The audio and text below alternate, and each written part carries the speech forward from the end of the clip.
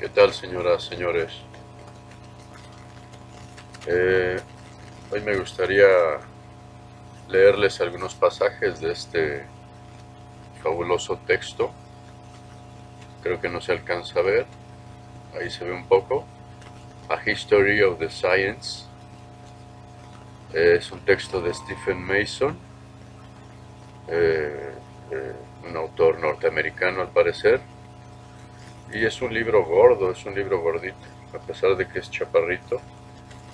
Son unas 600 páginas más o menos, pasa las 600 páginas, pero es un fabuloso libro que se puede tomar como una especie de Biblia, digamos, de la historia de las ciencias, de la historia del pensamiento, pero también de la historia del átomo o la historia de la química, etcétera. Es un libro completísimo que les recomiendo sobre todo a los estudiantes de todas las clases.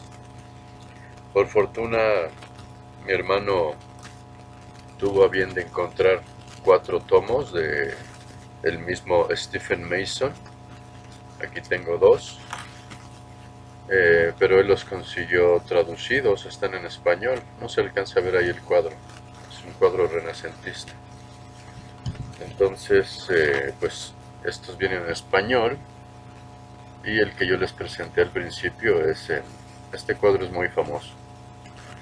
Es en inglés. Entonces me gustaría alternar con los libros que tengo. Primero les leo un comentario general del propio Mason, o más bien sobre Mason.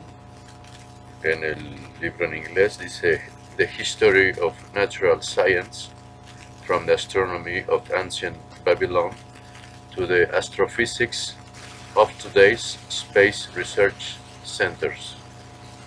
Y enseguida dice A History of the Science presents an illuminating and highly readable survey of the growth of scientific ideas from ancient to contemporary achievements, and it includes much material not readily accessible otherwise, and the contributions only recently discovered of Babylonian, Oriental, as well as medieval science. However, the book's center of gravity lies in the modern period, and in telling his story, Dr. Mason makes evident the influence of philosophical and theological conceptions on scientific inquiry, and also exhibits the roles played by social and technological needs in determining the directions of scientific research. The book provides an admirable historical perspective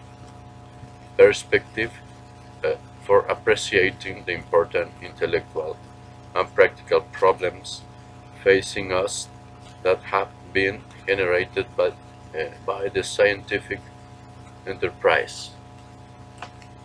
Aquí cita al parecer que es a John Dewey o a Ernest Nagel, no sé quién de los dos, de la Universidad de Columbia.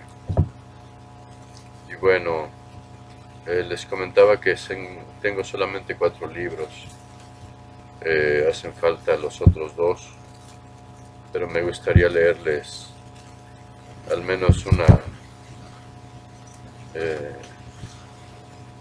un parrafito por ejemplo, este capítulo de Copernican System of the World.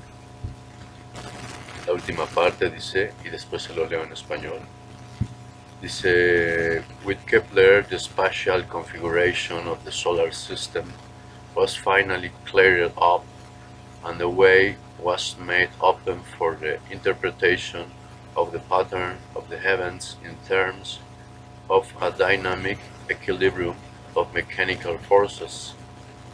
This was the great achievement of early modern science.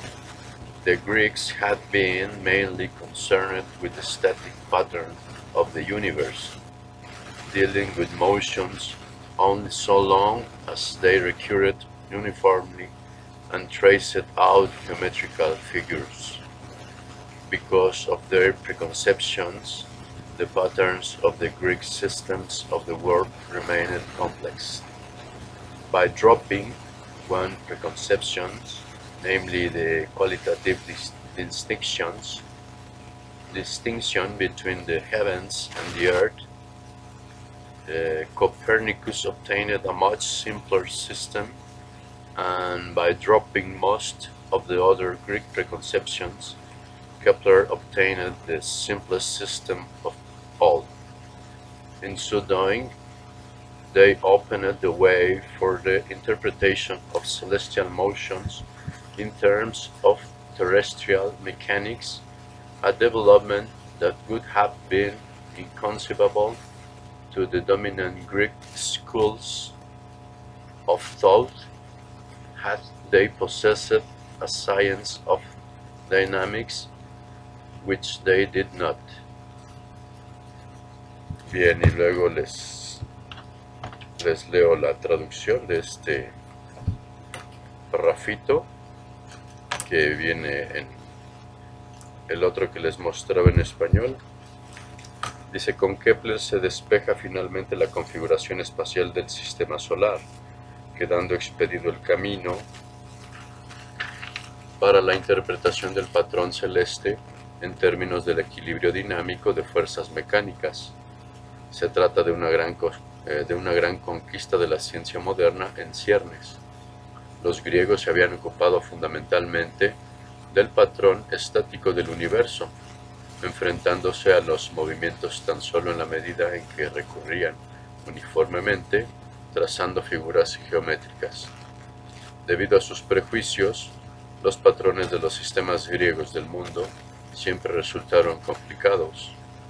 Al abandonar uno de los prejuicios, a saber, la distinción cualitativa entre los cielos y la tierra, Copérnico obtuvo un sistema mucho más simple, mientras que al abandonar la mayor parte de los restantes prejuicios griegos, Kepler consiguió el sistema más simple de todos.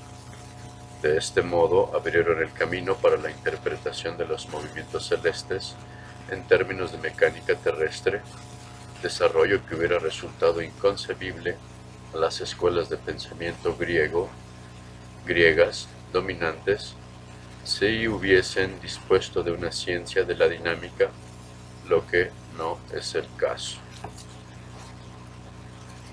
Bueno, es un estupendo texto, como les comentaba. Les leo otro pedacito dice del capítulo The Theory of Universal Gravitation. The ancient conception of gravity differed profoundly from that of modern times. From the 17th century on, scientists have thought of gravity essentially as a property of matter.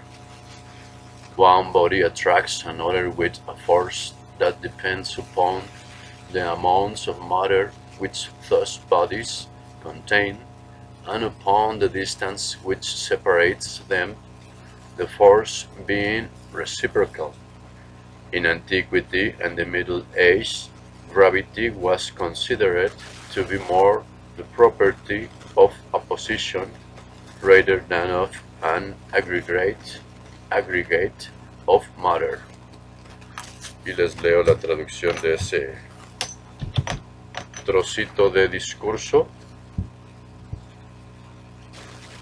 que está por acá. ¿Dónde lo tengo? Creo que está en el otro.